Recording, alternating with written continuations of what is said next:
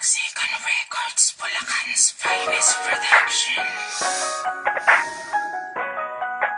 Hay, bakit kaya puro Marlboro na lang ang kasama ko? Paano kaya kung magtapat na ako kay Lady Lynn?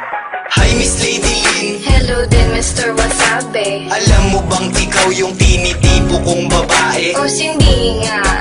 Eh di wag kang maniwala, sagutin mo na kasi ako't ikaw ay magtiwala. Tiwala, sorry di ako easy to get. Mangiinis ka lang pala, please wag kang mangulit. Di kita kinukulit, gusto kong umakyat ng ligaw. Gusto ko pag minahal ako, sagad at umaapaw. Abay oo naman, basta ba sa'kin ka lang? Baka naman i-timer mo ako sa isang gurang. Anong gurang?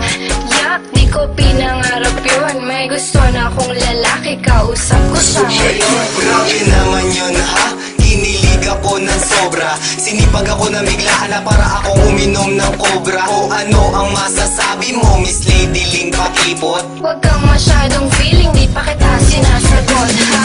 Kita ko na yata ang tunay na kulay ng isang pag-ibig sa mundo. Sa aking panaginip, ika'y umaawi, pangalan ko daw walang manalilis mo.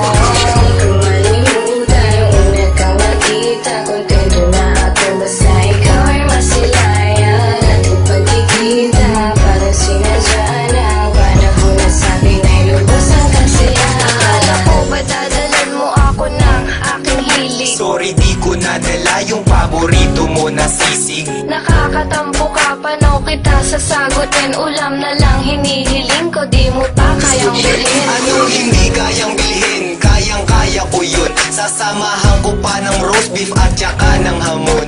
Wow, big time! Bakit mayaman ka ba? Oo, may sislingan kami. Gusto mo ba i-treat kita? Tara lang muna dito, may sasabihin ako sa'yo. Sana bubuyog ka na lang para ako ang honey mo. Yan ang gusto ko sa'yo, eh bumabanat ka pa. Gusto mo ba ngayon pa lang, isagutin na kita?